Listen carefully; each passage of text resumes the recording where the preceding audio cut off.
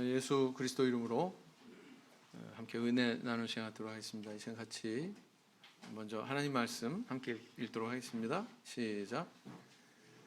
물건을 겁탈하며 하고 내 손을 들어서 황폐하였다가 지금 사람이 거주하는 땅과 여러 나라에서 모여서 짐승과 재물을 얻고 세상 중앙에 거주하는 백성을 치고자 할 때에, 이 에스겔서에 있는 이 말씀을 주위에서 보면 이런 표현이 있죠. 세상 중앙에 거주하는 백성, 이렇게 표현하고 있는데요. 이 세상 중앙이라고 표현이 된 이 땅이 과연 어딜까? 다름 아니라 이것은 바로 성경의 배경이 되는 지금의 그 팔레스틴 땅, 성경의 가나안 땅이라고 일컫는 바로 그 땅을 가리키는 거죠. 성경의 중심 무대가 그렇게 넓은 땅은 아닙니다. 바로 여기 있죠. 지도상으로 보면, 조금 더 구체적으로 보면 구형으로 된 지구를 쫙 찢어가지고 펼치면 이렇게 생겼겠죠. 위도상으로는 우리나라가 여기 있고요. 우리랑 거의 비슷합니다. 우리는 뭐 38도, 여기는 31도, 뭐 이 정도 되죠. 위도상으로는 거의 동일선상에 있다, 이렇게 볼 수가 있습니다. 이 가나안 땅, 팔레스틴 땅은요, 굉장히 독특한 그런 위치에 있습니다. 그 독특함이란 뭐냐면은 바로 유럽과 아시아와 아프리카 세 대륙을 잇는 그런 아주 매개 역할을 하는 그런 지정학적인 위치를 가지고 있다, 이렇게 볼 수가 있습니다. 보통 이런 위치는 뭐예요? 여러 민족과 국가의 어떤 그런 세력들이 오가는 곳이죠. 부딪히는 곳이죠. 그런 데는 좀 우여곡절이 많습니다. 우리나라도 반도이기 때문에 뭐 해양 세력과 뭐 대륙 세력이 이렇게 맞서서 서로 이제 맞부딪히는 그런 중간 지점이 있다, 뭐 이런 말씀 학교에서 배우지 않았습니까? 그죠? 그런 것처럼 이스라엘도 역시 그런 위치에 있다, 이렇게 볼 수가 있습니다. 바로 조금 이제 항공 사진으로 보면 이렇게 표현이 되는데, 성경의 무대가 되는 바로 여기가 애굽, 이집트가 되겠습니다. 이집트. 여기는 시나이 반도, 신의 광야로 일컬어지는 바로 그 자리예요. 그리고 여기를 수에즈만이라고 그러고요. 여기를 아카바만이라고 그래요. 마치 오른손으로 V자를 이렇게 벌린 것 같이 생겼는데 검지손가락이 있는 부분에 해당되는 게 수에즈만, 그죠? 중지에 해당되는 여기에 해당되는 그 바다가 아카바만, 이렇습니다. 호칭이 그렇고요. 그 다음에 또 그 약속의 땅 가나안의 남단을 일컬어서 네게브라고 일컫는데, 네게브라고 하는 단어의 뜻은 남방, 이런 뜻입니다. 남방. 그래서 아브라함이 창세기에 보면 아브라함이 점점 남방으로 옮겨갔더라 그러잖아요. 거기가 네게브예요. 네게브. 네게브가 남방이라는 뜻이고 남방이 네게브다, 이렇게 기억하시면 되겠습니다. 그리고 저쪽에 보니까 사해가 살짝 보이네요. 여기 사해가 있습니다. 이렇게. 제가 참 하나님 은혜로 성지순례를 여러 번 인솔을 해가지고요. 저 혼자만 알고 저 혼자만 보고 그러면은 안 좋잖아요. 그죠? 그 나누어 드려야 되잖아요. 그죠? 많은 은혜를 체험한 사람은 나눌 사명이 있는 겁니다. 그래서 이렇게 눈으로 보고 또 귀로 듣고 손으로 또 쓰시고 이러면 기억에 더 남겠죠. 그래서 이렇게 보여드리는 거예요. 다시 한번 다른 각도에서 보면 이게 수에즈만, 여기가 아카바만, 그 다음에 여기가 시나이 반도라고 했습니다. 신의 광야. 자, 여기가 네게브 사막이라고 했죠. 여기가 사해입니다. 자, 애굽은 비가 안 와도 돼요. 물이 풍부해요. 뭐 때문에 그렇습니까? 나일강 때문에 그렇습니다. 나일강이 이렇게 그 애굽에 풍요를 주기도 하고 때로는 이 강이 범람해서 막 홍수가 나가지고 사람들한테 피해를 주기도 하고 그러다 보니까 애굽 사람들은 이집트 사람들은 이 나일강을 신과 같이 생각했어요. 그래서 신이 노하게 하면 안 되니까 그 강의 신에게 가서 잘 제사도 드리고 그래서 노하지 않도록 풍요만 주시고 재앙은 주지 않도록 그래서 이 나일강을 신처럼 그렇게 섬겼습니다. 이집트 사람들이요. 그래서 이제 이집트의 나일강 덕분에 그 하류 쪽에는 이렇게 삼각주 평야라고 아주 비옥한 그런 이게 위성 사진인데요. 이 색깔을 한번 보세요. 푸르죠?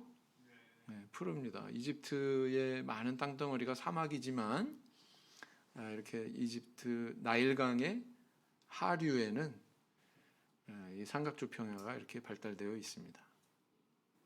그래서요.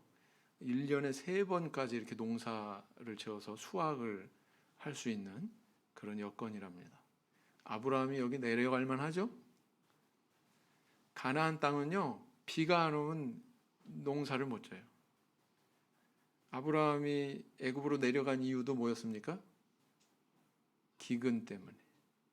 기근 때문에. 자, 그래서 이렇게 풍요를 바탕으로 해서 화려한 그런 이집트 문명을 이룰 수 있었다. 자, 여기가 이제 그 바로 한눈에 들어오는 가나안 땅의 지도입니다. 또 이 이집트까지 다 포함해서 지금 출애굽 시대를 배경으로 한 그런 지도죠. 첫 번째 위치가 여기가 마라예요. 마라. 마라는 어떻게 생겼냐? 이렇게 생겼습니다. 2003년 목자님들 갔을 때 마라 기억하시죠? 쓴물을 단물로 바꿔주셨던 그 하나님의 기적이 임했던 그 마라. 거기 가보니까 우물이 실제 이렇게 있어요. 안에 물이 있나? 들여다보니까 물은 없습니다. 마른 우물입니다. 그 다음에 또 이스라엘 백성들이 여기 오아시스니까 당연히 물이 있을 거라고 가서 진을 쳤는데 물이 없어요. 그래서 막 원망하고 불평했던 르비딤, 요 장소입니다. 르비딤은 또 어떻게 생겼냐? 이렇게 생겼습니다. 오아시스 같죠? 종려나무도 저렇게 있고 그러면 이 밑에 수원이 있다는 거예요. 물이 있기 때문에 저 나무가 자라거든요.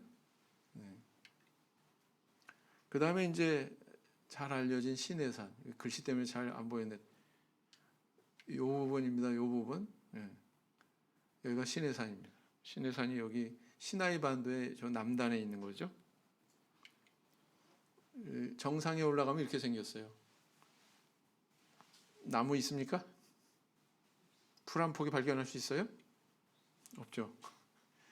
이 시내산입니다. 시내산 정상에서 찍은 모습이에요. 자, 그래서 이제 이렇게 애굽의 어떤 그런 지형들을 한번 살펴봤고요. 갈대아 우르가 어디에 있습니까? 여기 있죠. 갈대아 우르는 하나의 지명이 아니고 갈대아 지방에 있는 도시 우르 이런 뜻입니다. 그래서 갈대아는 지방 이름이고 우르는 도시 이름이구나 이렇게 이해하시면 되죠. 여기에서 어디로 갔어요? 아브라함이 하란으로 갔다가 거기서 한참 머물다가 아버지 데라가 죽은 다음에 어디로 갔습니까? 다시 이제 하나님께서 명령하신 대로 가나안 땅에 들어가죠. 요 거리가 한 800km 정도, 약 800km 정도 됐을 것이다. 이렇게 추정을 합니다. 이동 경로가. 자, 가나안 땅에 들어갔어요. 가나안 땅은 이렇게 생겼습니다. 이 면적을 보면은요, 경상남북도를 합한 것만한 그런 크기예요. 그래서 요단강을 중심으로 해서 이쪽이 요단강 서쪽 땅, 그다음 이쪽이 요단강 동쪽 땅 그렇습니다. 근데 보통 가나안 땅 그러면은요, 요 서쪽 땅을 일으키는 걸로 이해를 합니다. 아시겠죠? 예. 그래서 여기도 이제 대략적인 지명을 보면 여기가 지중해지요. 지중해. 땅의 중간에 있는 바다 이런 뜻입니다. 지중해. 지중해를 보면은요. 서쪽만 빼고는 다 동, 북, 남 전부 다 육지가 있어요. 육지로 둘러싸여 있는 바다. 그래서 지중해입니다. 그리고 또 뭐가 있나요? 자, 여기가 갈릴리 바다입니다. 갈릴리 바다.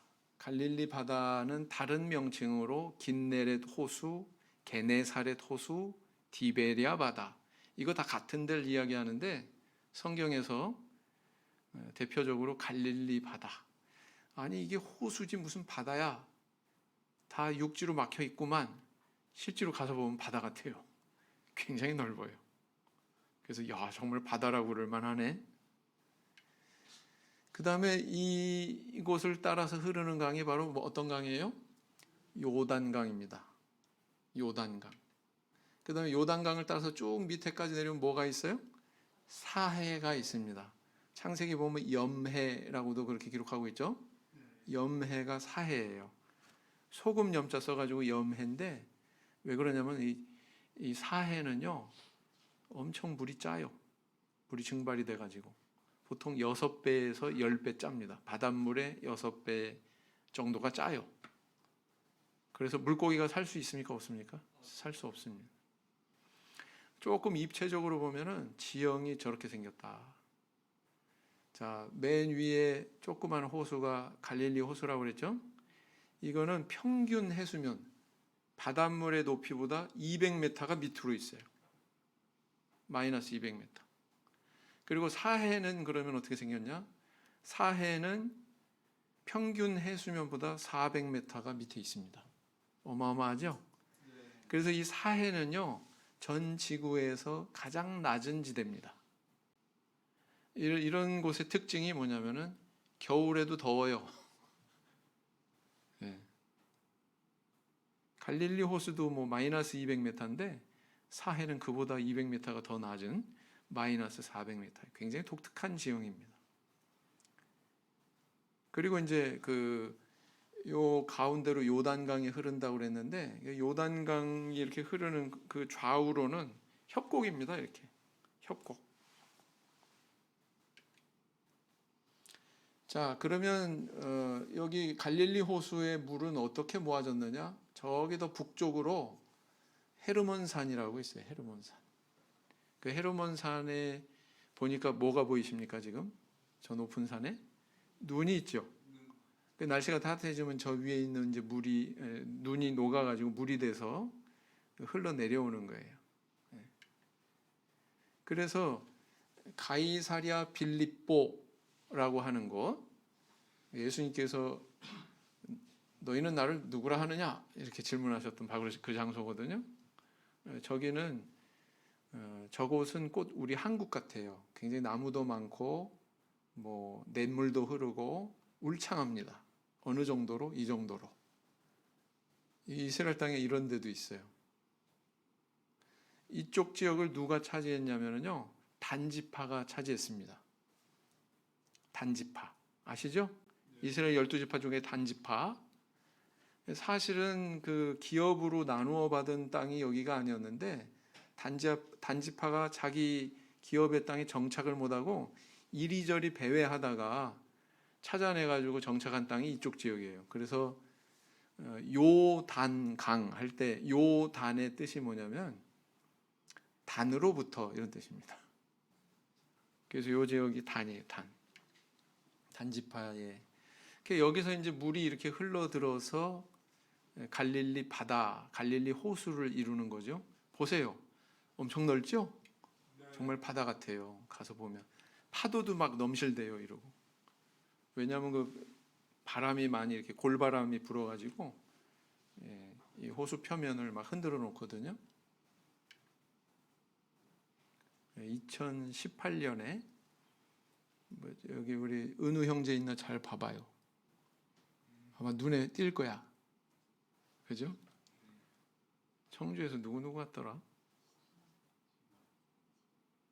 진아 여기 있을 때 그죠? 예. 맞습니다. 지금 이게 이제 현재 요단강의 모습이에요. 예.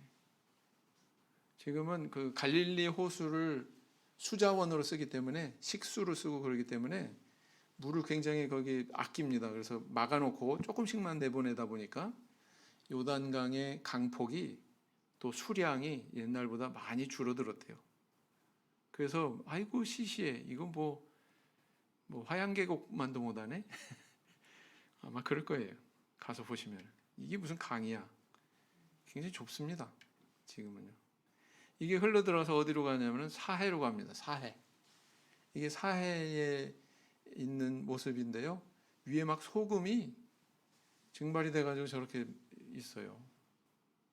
소금이 막 이렇게 그 호수변에도 사해 주변에도 저런 식으로 막 허옇게 그 예수님이 산상보원에서 왜 그 맛이른 소금에 대한 말씀하시잖아요. 그 사람들이 쓰는 소금은요 암염입니다. 암염. 돌하고 소금이 막 섞여 있어요. 그래서 소금을 어떻게 하냐면 거기서 물로 녹여내 가지고 그걸 증발시켜서 거기서 소금을 씁니다. 근데 이거 한 번 녹이고 두 번 녹이고 계속 녹이다 보면은 그 돌에 있는 소금기가 다 녹아져 가지고 빠져나오게 될 거 아니에요. 그러면 이제 쓸모가 없어지는 거죠. 그건 갖다 버리는 거예요. 그래서 길바닥에 버려져서 밟힌다는 이유가 바로 그런 얘기입니다. 예, 누가 있는지 한번 잘 보세요. 진아 같은데 길이가 틀리죠. 예, 여기 만세하고 있는 형제가 어디서 많이 본 형제인데.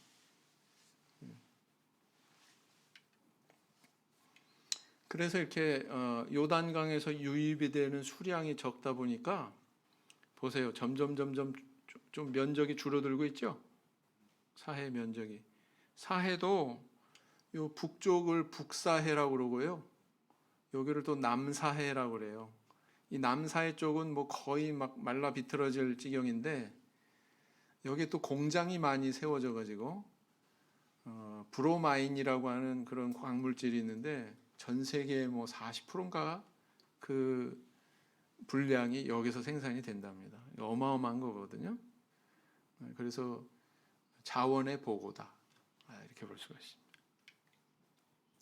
거기 그 남쪽 인접한 곳에 소돔과 고모라로 추정이 되는 지역이 있습니다. 요르단 지역에 연접해 있는 곳이거든요. 거기에 가면은 롯의 처 소금 기둥이 있어요. 저게 롯의 처 소금 기둥이래요. 근데 이스라엘 지역으로 가잖아요. 사해 반대쪽으로 가잖아요. 거기도 또 있어요. 뭐가 진짜인지는 둘 다 가짜일 가능성이 높다. 사람들이 그냥 만들어낸 얘기다. 예, 우리 부산에 우리 윤영재가 촬영하고 있죠. 소돔과 고모라죠. 여기는 농사도 못 져요. 왜? 소금기가 워낙 많아가지고 땅에 염분이 많으면 농사 못 지죠. 예, 농사를 못 집니다. 자, 그 다음에 이제 그 롯이 소돔과 고모라 멸망할 때 탈출했잖아요. 천사의 인도로 그 성을 나오게 되는데 소알성으로 가게 해달라고 그렇게 요구하잖아요. 소돔과 소알성은 이렇게 가깝다. 바로 이쪽 지역으로 그렇게 추정이 된다라는 겁니다. 여기도 소금 기둥이 있어요. 이스라엘 지역에 소금 기둥. 롯의 처 소금 기둥. 자, 보세요. 어때요? 살기 좋을 것 같습니까? 굉장히 척박해 보이시죠? 눈으로 봐도 이래요. 유바나마 목사님이 다 분위기 잡으시고 지금 뒷모습 어마어마하죠. 끝도 없이 저게 광야가 저렇게 펼쳐져 있습니다. 어때요? 상대적으로 우리나라 참 살기 좋죠. 자, 이런 곳에 양들만 이제 잡목들 뭐 이런 것들을 먹으면서 목초지도 굉장히 빈약해요. 그래서 이곳저곳을 옮겨 다니다 보니까 꼭 사람 피부처럼 이렇게 양들이 지나간 곳엔 길이 생깁니다. 보이시죠? 네. 이스라엘의 강수량을 측정하기로 도표인데요. 짙은 보라색일수록 비가 많이 오는 곳입니다. 가장 많이 오는 곳이라도 뭐라고 써 있어요? 450에서 600이라고 써 있어요. 450에서 600. 600mm. 600mm면 60cm거든요. 굉장히 적은 거죠. 1년에 제일 많이 오는 것이 600 정도다. 비가 오는 그런 정도에 따라서 삼림도 오른쪽에 있는 지도처럼 거기에 비례해서 유사한 모양을 띠고 있습니다. 자, 그다음 야곱이 단을 쌓았던 베델이라고 하는 장소가 어디냐? 바로 여기에 있습니다. 벳엘, 하나님의 집 이런 뜻이죠. 베이트. 히브리어 알파벳에서 두 번째 글자가 베이트인데 그게 집이란 뜻입니다. 그래서 지금 가보면은 이렇게 생겼어요. 이렇습니다. 별거 없죠? 거기에 이제 이 지명을 나타내는 벳엘, 이게 벳엘이라고 쓴 거예요. 히브리어로 써 있습니다. 이렇게. 이런 것만 있습니다. 그 다음에 또 세겜. 야곱이 세겜에 정착하려고 했었죠.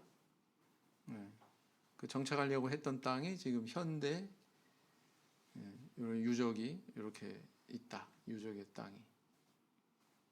그 다음 갈멜산이 어디냐? 갈멜산은 여기 붙어 있습니다. 여기서 누가 활약했어요? 바알과 아스다롯 우상 숭배자 850인과 대결을 벌였던 누구요? 엘리야. 그 다음에 또 다볼산, 드보라와 바락의 활약 무대였던 다볼산은 어디 있느냐? 여기 있습니다. 갈릴리 호수랑 가깝구나 라는 걸 알 수가 있죠. 이렇게 생겼습니다. 그 다음에 이제 다윗이 골리앗을 때려 눕혔던 엘라 골짜기는 어딨나? 여기 붙어 있습니다. 여기. 어떻게 생겼나? 이렇게 생겼습니다. 헤브론, 이 산지를 내게 주소서 이렇게 갈렙이 요구했던 그 땅, 기리앗 아르바, 그 땅이 바로 이렇습니다. 저 가운데 큰 건물이 보이시죠? 저기는 이제 아브라함의 묘입니다. 헤브론에 있습니다. 자, 그다음 이스라엘 평야가 이쪽에 있고요. 아까 이제 그 입체적인 지도에도 보셨지만 이렇게 해안가는요 평야가 발달돼 있어요. 그래서 여러 가지 이제 작물들을 키우는데, 자 여기는 어디냐? 네, 여기가 바로 이스라엘 평야입니다. 이스라엘 평야. 그다음 무기또 아시죠? 네. 계시록에는 아마겟돈, 그죠? 무기또 바로 여기에 있습니다. 여기는 뭐가 있냐면 솔로몬의 그 마병 군마를 두었던 그 무기또로 그렇게 알려져 있죠. 그 다음 엔게디 골짜기. 언제 엔게디 골짜기가 나옵니까? 다윗이 사울을 피해서 여기저기 막 떠돌이처럼 돌아다녔잖아요. 그 피신한 장소 가운데 한 군데가 어디냐면은 엔게디 골짜기예요. 거기는 어디냐면 사해에 바로 연접한 왼쪽에 있습니다. 거기 가면 물이 풍부해요. 저기도 골짜기에서 지금 물 흐르는 모습이 안 보이시나? 너무 조금 흘러가지고 잘 안 보이시죠?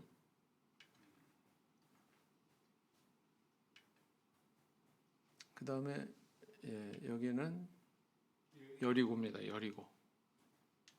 밑에 자막을 안 넣네요. 여리고의 위치가 바로 여기입니다. 아까도 말씀드렸지만 요단강은 이렇게 쭉 협곡이에요. 가파른 좌측으로 우측으로 가파른 그런 골짜기이기 때문에 사람들이 자유롭게 왔다 갔다 할 수가 없어요. 근데 좀 완만해지는 곳이 있어요. 그래서 요단 동쪽 땅에서 서쪽 땅으로 가거나 또는 서쪽 땅에서 동쪽 땅으로 가려면 여기를 반드시 거쳐야 됩니다. 여리고, 거기가 여리고입니다. 이스라엘 백성들도 가나안 땅을 정복할 때 가장 먼저 통과한 곳이 어디였어요? 여리고죠. 처음으로 정복한 데가 여리고성이었죠. 예. 가나안 땅 들어가면서, 다시 말하면 요단 서쪽 땅을 들어갈 때, 그래서 여리고의 성터의 유적을 보면 굉장히 두툼하게 이렇게 지어졌습니다. 기생 라합의 집이 성에 있었잖아요. 성벽에 있었잖아요. 라합의 집이 성벽에 있었거든요. 그 집이 거기에 세워질 만큼 굉장히 두툼한, 근데 그 성이 무너진 거예요. 하나님이 주신 기적으로. 자, 이스라엘의 농작물이 있습니다. 보리하고 밀을 빼면은 주로 이제 그 과일을 논할 것 같으면 한 5개 정도가 있거든요. 먼저 이제 포도가 있죠, 포도. 성경에 보면 이제 뭐 포도즙 틀 뭐 이렇게 얘기가 써 있는데, 저기 보면 저게 포도즙 틀이에요. 이렇게 고랑을 파가지고 위에서 포도를 잔뜩 저기다가 채워놓고서 막 밟아요. 밟으면 어떻게 돼요? 터져가지고 포도즙이 이렇게 쭉 흘러서 밑으로 내려오겠죠. 저게 지금 포도즙이 내려오는 장면이에요. 저게 포도즙 틀입니다. 이렇게 이해가 되시죠?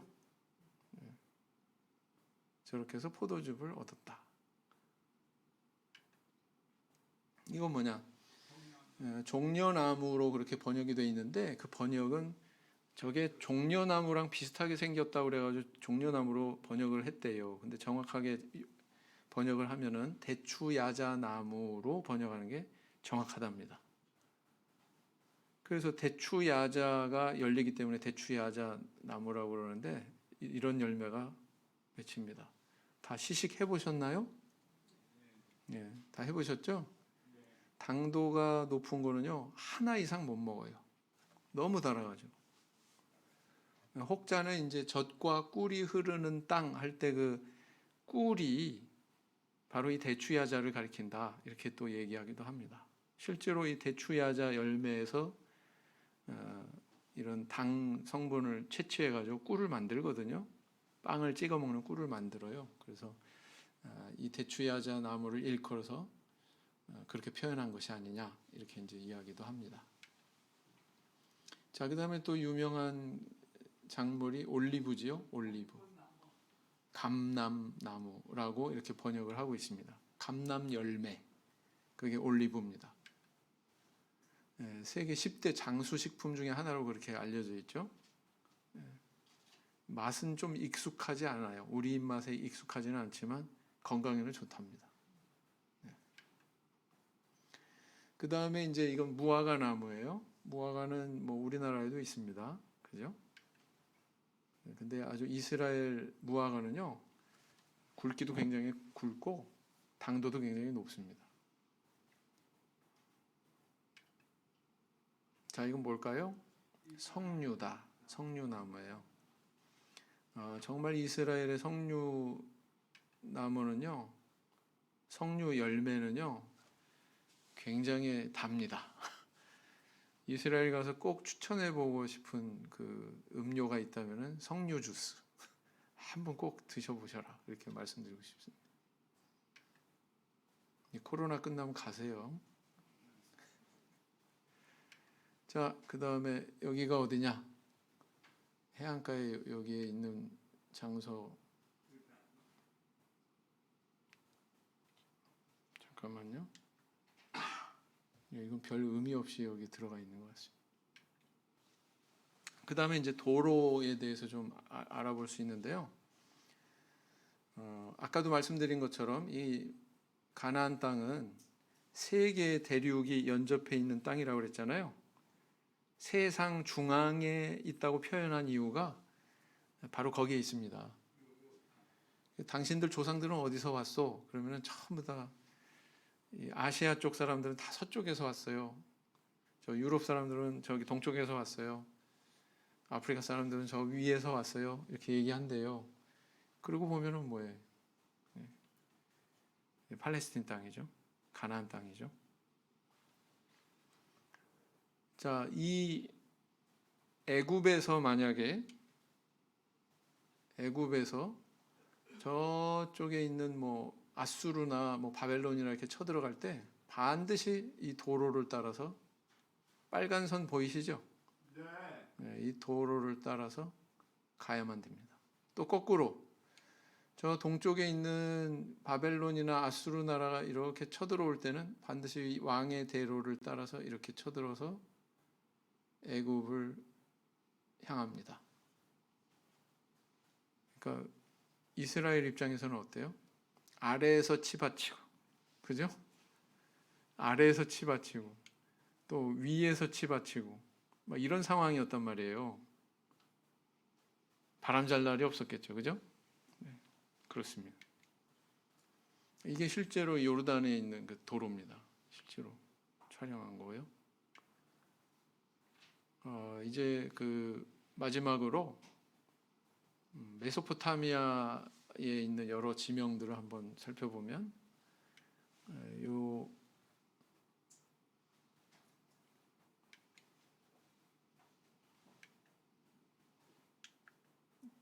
보이세요? 뭐가 저는 안 보여가지고 이게 반사가 돼서 잘 안 보여요. 자, 예루살렘을 기준으로 예루살렘 도시죠. 네. 그다음에 여기 우르예요. 갈대아 지방의 우르라고 그랬죠. 네. 바벨론은 나라입니다. 나라. 그다음에 아슈르는 아수르죠. 그죠? 성경에 나오는 아수르입니다. 아슈르는 니너베는 뭘까요? 성경에서 니느웨. 네, 니느웨.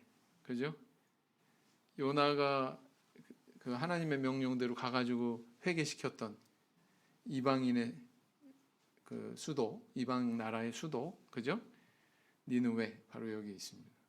그래서요, 바벨론 제국과 아수르 제국이 이렇게 형성이 되어 있었습니다.